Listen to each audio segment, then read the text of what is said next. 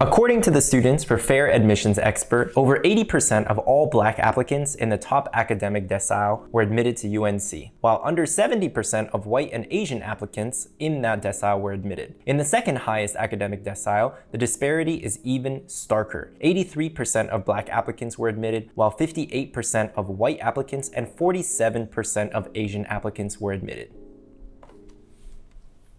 Wow. Those statistics were compiled by Chief Justice Roberts in his majority opinion, arguing the effects of admissions policies that consider race as a factor. In this video, I'm not here to discuss whether affirmative action is a good thing or a bad thing, but rather the purpose of today's video is to discuss how this ruling will affect college admissions in 2023 and beyond. As a Yale graduate myself and someone who has worked in education for years, affirmative action is something that I've done a lot of thinking about. I've done a lot of research for this video, so as a result, it's going to be a pretty lengthy piece. Right after this, I'm going to attach some timestamps, so feel free to skip forward to the section that you're most interested or curious about.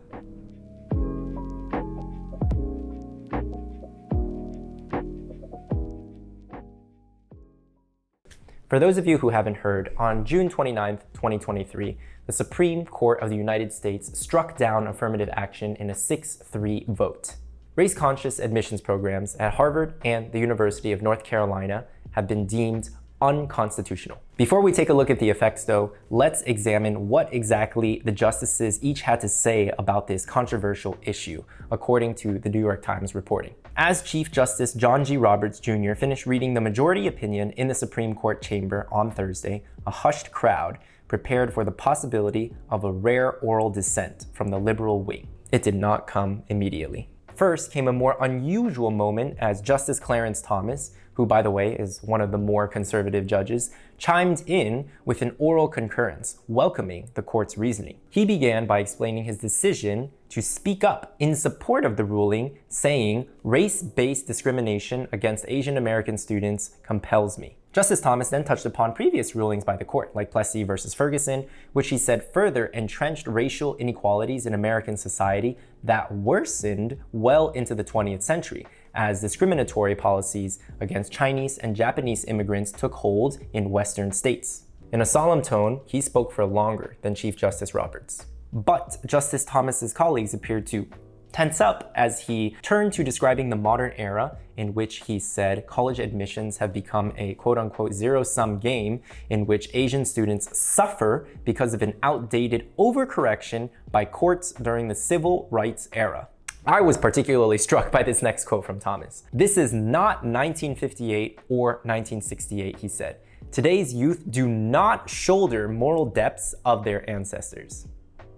Now, just as solemnly, Justice Sotomayor followed with a vastly different view of the role of the court and the legacy of affirmative action. She denounced the decision as profoundly wrong while arguing that the court had, in effect, condoned systemic racism in the United States. She went on addressing Justice Thomas directly as he appeared to shift uncomfortably at times. "Ignoring racial inequality will not make it disappear," Justice Sotomayor said. She gave her own recounting of American history, noting that race has long been used in the segregating of prisons and the drawing of congressional districts, but now cannot inform college admissions decisions. "Today's decision imposes a superficial rule of race blindness on the nation," she said. She ended by invoking Dr. Martin Luther King Jr., promising that despite the decision, the arc of the moral universe will bend toward racial justice. So what have we learned from this back and forth exchange? Well, mainly that the justices are not on the same page, which shouldn't surprise us because they rarely are. But this does lead to another question, which is, what do Americans think about this issue? Do the justices' views reflect those of the everyday American? Well, right after the decision, a poll from ABC News found that a little more than half of all Americans, 52%, approve of the US Supreme Court decision on restricting the use of race as a factor in college admissions, while 32% disapprove and 16% said they didn't know. And yet another poll by PBS News found that before the court's decision, 57% of US adults said affirmative action should remain in place in college admissions and in decisions about new hires and promotions too. Only 38% of US adults said that affirmative action should be totally abolished. Now, the most comprehensive poll that I found was done by Pew Research, which discovered that half of US adults say they disapprove of selective colleges taking prospective students' racial backgrounds into account when making these admissions decisions. Fewer, 33%, approve of colleges considering race and ethnicity to increase diversity in schools, while again, 16% are not so sure. And the thing that I appreciate about this study is the fact that it was done a month ago before all of this drama. So it was actually conducted in early June, as opposed to late June or early July. Like in any study though, it is worth noting who is not represented here. The Pew Research study mentions that estimates for Asian adults are representative of English speakers only, so they're not really taking into account the first generation immigrant perspective, where most of these folks, like my parents, don't speak English very fluently. I think that if the study did take those perspectives into account, then that number 52% would likely be a bit higher. What I did find surprising though was the fact that 29% of Black Americans and more than a third of Hispanic Americans disapproved of affirmative action. In fact, less than half of Black and Latino Americans approve of the practice. Finally, it's worth noting that there are nearly just as many Black Americans who aren't sure about affirmative action as there are for Black Americans who disapprove of affirmative action. All right, my friends, before we continue onto the second half of the video, I figured I'd reward those of you who have made it this far with some Kevin breakdance content.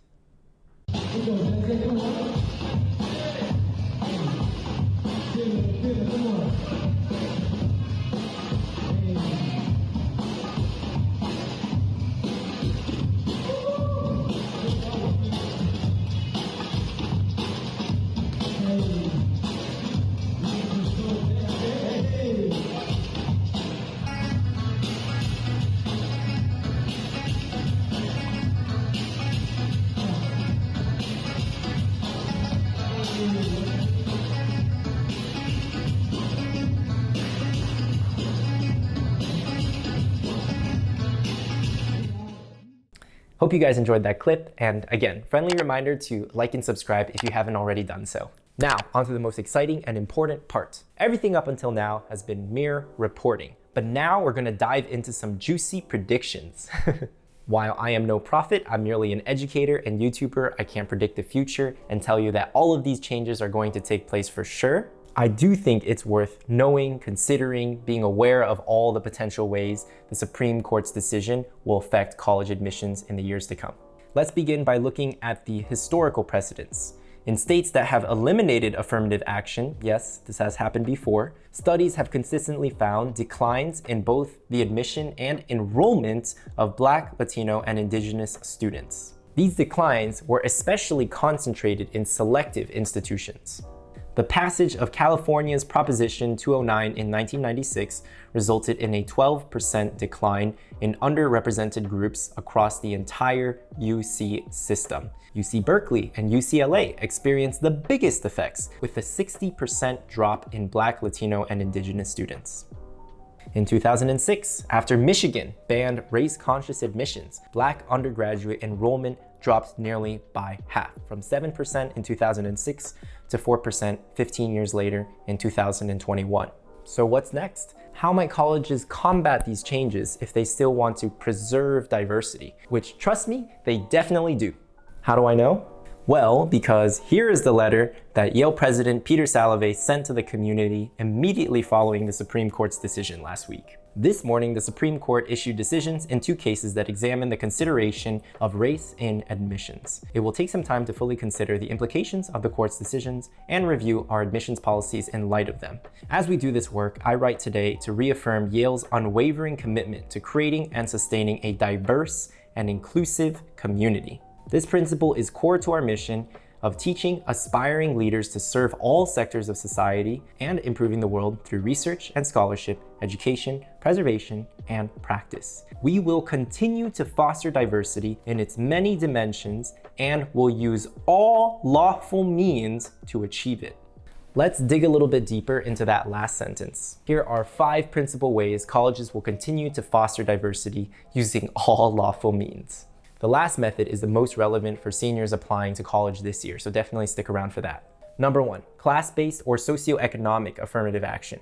Basically, under this approach, greater weight is given to students from less privileged, less affluent socioeconomic backgrounds in order to rectify, compensate for the fact that maybe they haven't had the same educational or extracurricular opportunities. Black and Latino households have disproportionately lower incomes. So applying greater weight to an applicant's income status could theoretically produce a more racially diverse cohort of students. Yet, multiple statistical models of this approach found class-based admissions on its own would not provide similar levels of diversity as race-based admissions. In its amicus brief, UMich went a step further, saying class-based admissions don't increase racial diversity, and using it as the sole means to increase non-white enrollment can exacerbate stereotypes rather than alleviating them. But still, it is one legal approach that colleges are looking into, investigating, and even utilizing in order to foster and promote diversity as a whole. Number 2, targeted recruitment. Now, there's a lot of data out there which shows application rates of underrepresented racial and ethnic groups to selective institutions are not representative of that state's demographic composition. Now, there's a lot of reasons for why this is, ranging from a student's personal insecurity to maybe a lack of overall college knowledge, but students of color with similar qualifications as white students are less likely to apply to more selective schools, even when they're eligible for automatic admission. Increased recruitment in areas with greater racial diversity can help inform prospective students about the application process and encourage them to apply, but it may not offset all the declines from affirmative action bans, just by itself. For years, many top schools like UPenn, Columbia, Johns Hopkins offer these fly-in programs for first-generation low-income students to visit campus, learn more about the school for free. Similarly, Texas A&M and the University of Texas at Austin created partnership programs with underrepresented schools to recruit historically underrepresented students. But even with these programs, those eligible for scholarships were still less likely to enroll in these more selective schools relative to other high school students. Number 3, ending legacy preferences in admissions. It's not much of a secret that the systemic exclusion of students of color benefit white students, but this issue is exacerbated further when we add legacy to the pot. Indeed, many highly selective schools admit more legacy students than Black and Latino applicants, and the rate of admission for legacies can sometimes be more than 3 times higher than for non-legacy applicants. Now, that being said, this trend has largely been offset in the last decade or so. At Yale, for instance, go Bulldogs, the percentage of students who are legacy affiliated from the classes of 2023 to 2026 was just around 8 to 13%, whereas 15 years ago was more like 30 to 40%. Ending legacy admissions would definitely help make the college application process more equitable and accessible. When Johns Hopkins University eliminated legacy preferences in 2014, the percentage of first-generation students increased by around 10%, and the percentage of Pell-eligible students also increased by around 7% over 7 years, from 2013 to 2020. Number 4, percentage plans.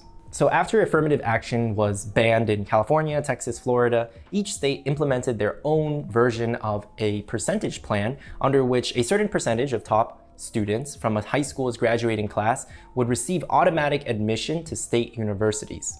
The idea here is that by admitting students from various high schools around the state, then the state's universities would be more representative of the overall population, leading to greater diversity. While these policies helped a little in terms of increasing diversity at some schools, they were overall less effective than race-based admissions policies in increasing Black and Latino student enrollment because of Black and Latino underrepresentation in the top percentages of high school classes. While this approach could definitely make sense for some of the more diverse states in America, like New Mexico and New Jersey, I don't see it having quite the same impact in some other states like Vermont or New Hampshire. Number 5, diversity essays. The 5th and final way that admissions will be impacted is by having students now write a diversity essay when they apply. This essay could be mandatory or it could be labeled optional, which, quick aside seniors, when it says optional, it's not really optional. You definitely got to still write it. If you take a look at college applications today, many schools already have this supplemental essay where they ask students to discuss or share or reflect on their past experiences and talk about how that would help them add to the diversity of the college that they're applying to. For example, here is Duke's optional diversity prompt. Duke University seeks a talented, engaged student body that embodies the wide range of human experience. We believe that the diversity of our students makes our community stronger. If you'd like to share a perspective you bring or experiences you've had to help us understand you better, perhaps related to a community you belong to, your sexual orientation or gender identity, or your family or cultural background, we encourage you to do so. Real people are reading your application, and we want to do our best to understand and appreciate the real people applying to Duke. I like that last line. Nice touch, Duke. Here's another one from Caltech. The process of discovery best advances when people from various backgrounds, experiences, and perspectives come together.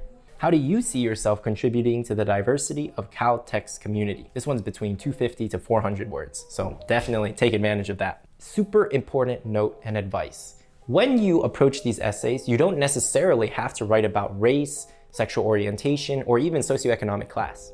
You could definitely talk about other identities, such as jobs that you've held, responsibilities that you have in your family, or even a religious or philosophical identity that resonates with you.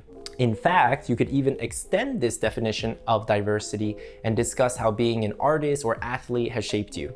The most important thing really is to articulate what you'll bring to campus. While admission officers and essay readers are certainly interested in who you are, they're even more interested in how you plan to contribute to the community.